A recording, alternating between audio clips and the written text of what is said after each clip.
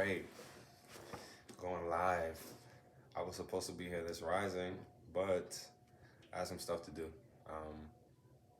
Ended up on a flight to North Carolina, so here we are on the flight.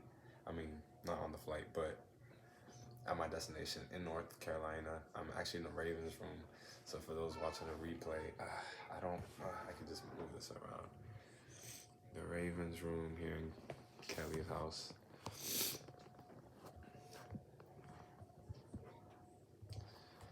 So I'm at my sister's house and we're doing, hey Sandra. So today we're doing session 3 and we're reading You the Healer, an intro to meditation.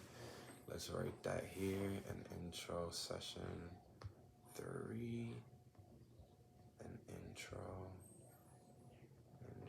to meditation. Okay. All right. And from here, we begin. The purpose again is to learn or to teach others to access deeper levels of mind for healing, happiness, and success. And we're going to be reading a couple pages and then we're going to do a short 3 to 5 minute meditation. It's going to be very short and then we're going to wrap it up. So I'm going to keep this under 15 minutes. So we're going to jump right in and we're going to get started. So good morning. Did you feel delightfully relaxed when you reached the count of 1?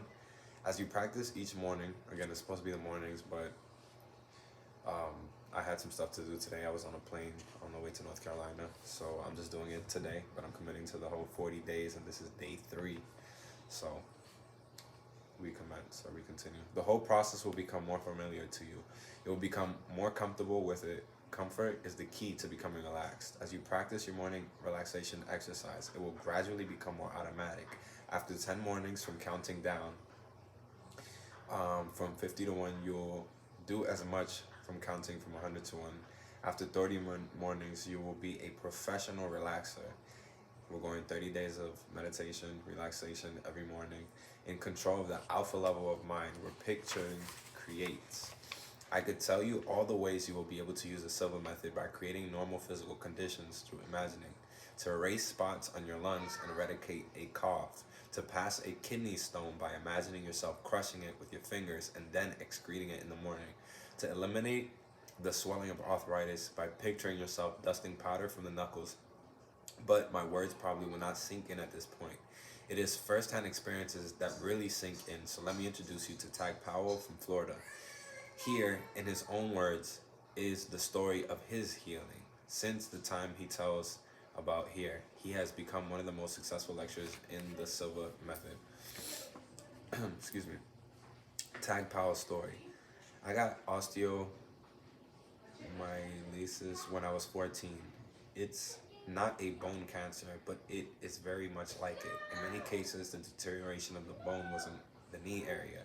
It was very mysterious how I got it. Maybe it was unsterile operation conditions, maybe not. They loaded me with antibiotics, but these did no good. With normal osteo, they give you antibiotics and it goes away. I needed an operation about every 3 years. Doctors would go into the area, cut away, extract the tissue, scrape out the osteo, and put things back together. It would be good for 2 or 3 years maximum. Then they'd have to operate again. They tried radium treatments, shooting the radium into the leg to try to kill the germ. That only lasted about 2 years. They tried another system where they took the germ from the leg, shot it with radium, then put it back into the leg twice for 6 months. No luck.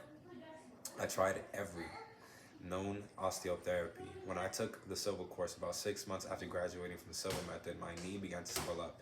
It was as big as a balloon, and I wound up on crutches. I used the Silva Method pain control techniques to control the pain, but when something is swollen up that big, you invariably bump in on it, working in close quarters at the time. And since you are not thinking about it at the time, you get high, intense pain.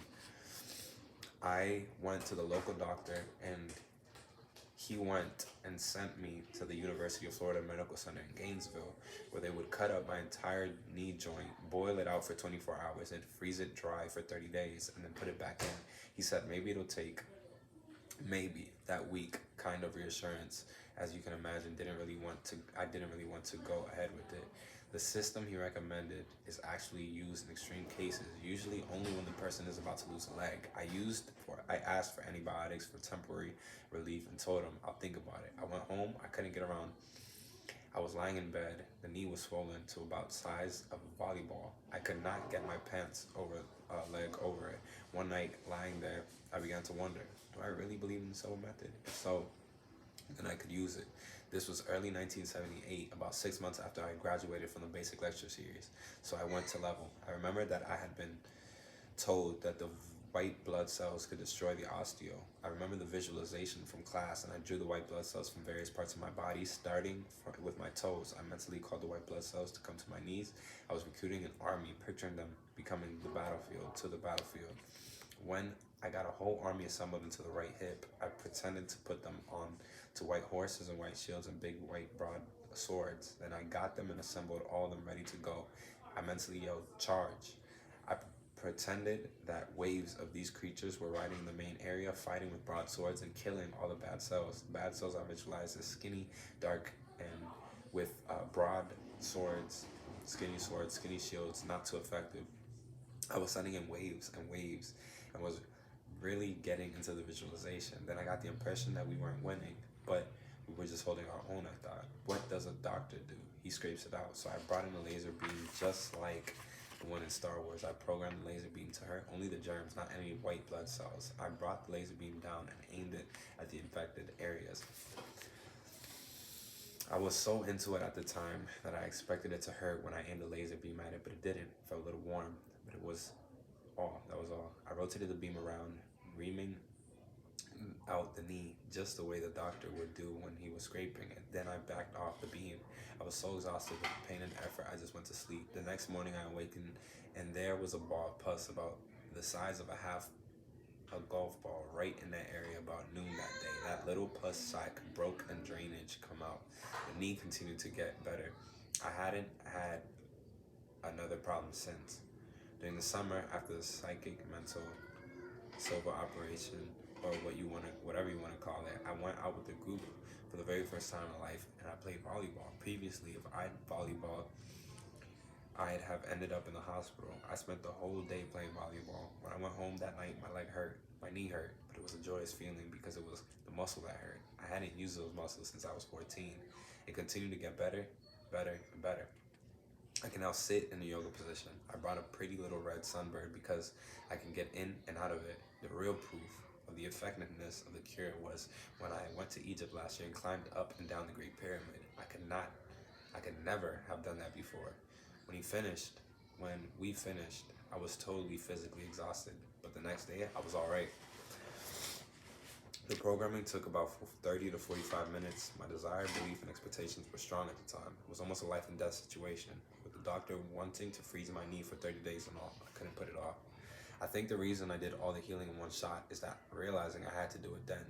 There was none of this business of trying. I just had to do it. There was no hoping for it. They were going to cut off a part of my leg if I didn't succeed. That desire, that life or death type need, gives you enough energy to achieve almost anything. If you can find a way to generate this kind of desire, you will reach your goals. I know because I did it. My desire, coupled with the Silva Method technique applied at the alpha level, brought results. Moving down the brain frequency scale. What Tag Powell did for himself, others are doing daily for themselves with the Silva Method.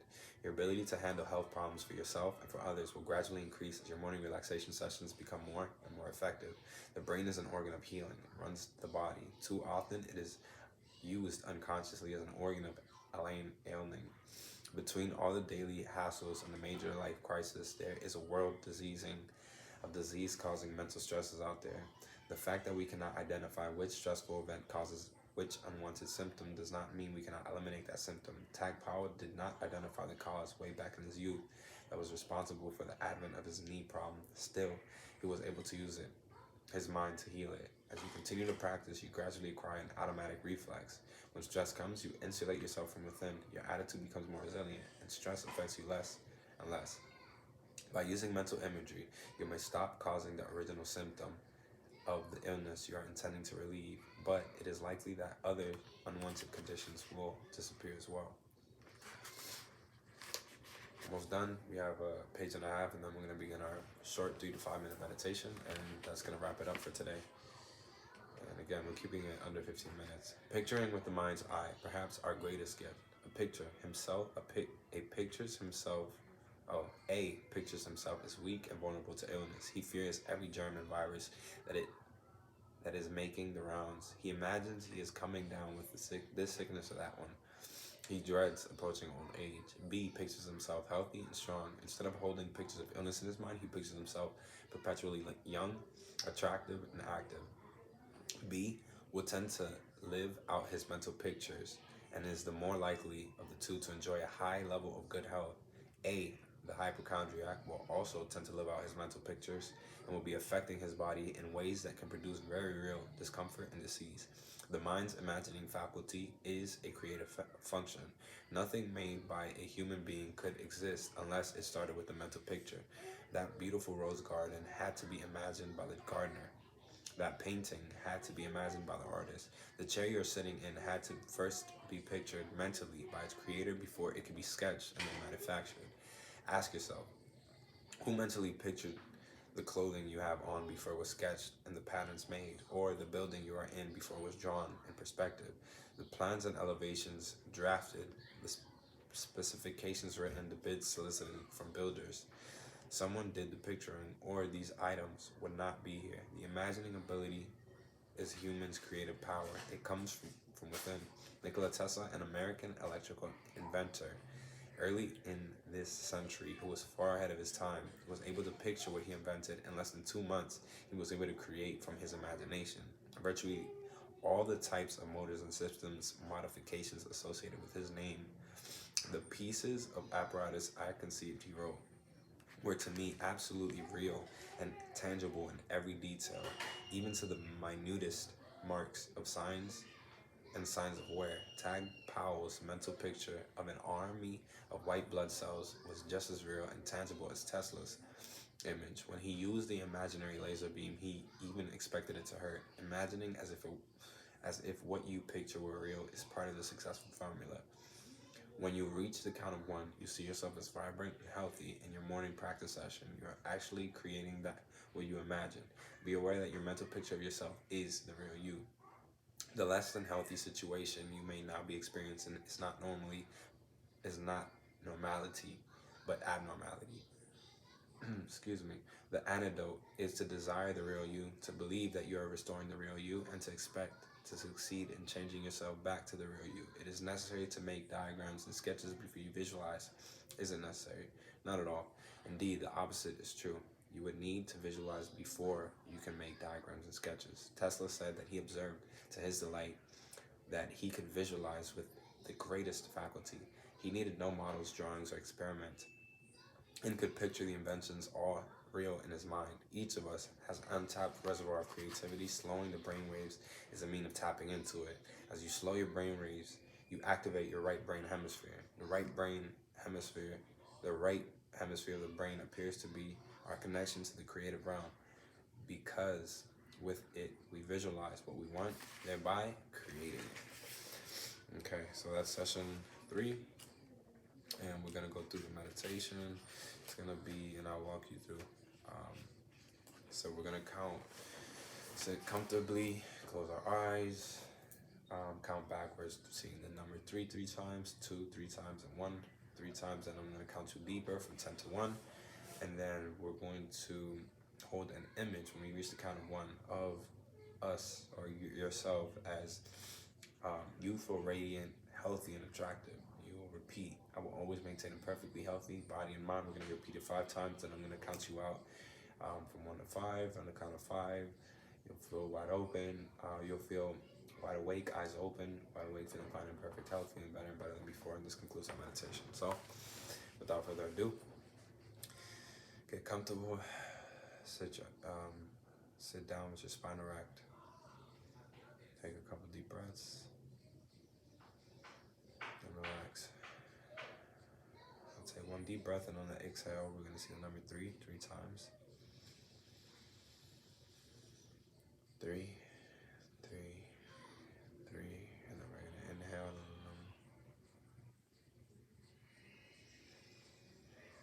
we're going to see the number 2 3 times. 2, 2, 2, and we inhale and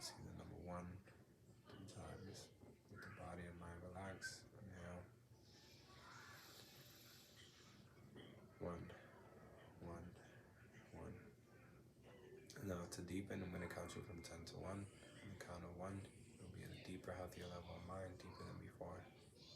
10, 9, 8, feel going deeper. 7, 6, 5, going deeper and deeper. 4, 3, 2, 1. You're at a deeper, healthier level of mind, deeper than before. Bring an image of yourself as healthy, youthful, radiant, and attractive.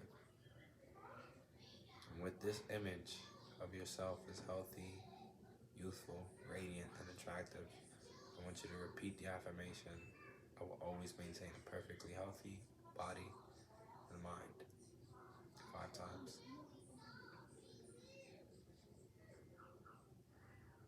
I will always maintain a perfectly healthy body and mind. I will always maintain a perfectly healthy body and mind. I will always maintain a perfectly healthy body and mind. Last time, one deep breath. I will always maintain a perfectly healthy body and mind. Very good. Lock that in. Locking that in. In a couple moments, I'm going to count from 1 to 5. On the count of 5, we will open our eyes, feeling wide awake, feeling fine and in perfect health, feeling better, better, and better than before. 1, 2, feel coming out. 3, on the count of 5, we'll open our eyes, feeling wide awake, feeling fine and in perfect health, feeling better and better than before. 4, 5, eyes open, feeling wide awake, feeling fine and in perfect health, feeling better, better, and better than before. And this concludes our meditation. Meet me tomorrow for session 4. It's going to be a little random. I'm not in town right now, so I don't know if I'll be able to do it early, but we'll figure it out. So I'm going to try to do it before 9 a.m. tomorrow, maybe between 7 and 9 a.m. We'll figure it out. And if not, then I'll do it throughout the day, but I'm doing this once a day for 40 days, and this is day 3. Thank you all for joining. For those who are here, for those who are watching the pre-recording, thank you. Regardless, peace and blessings upon you all. Have a wonderful day.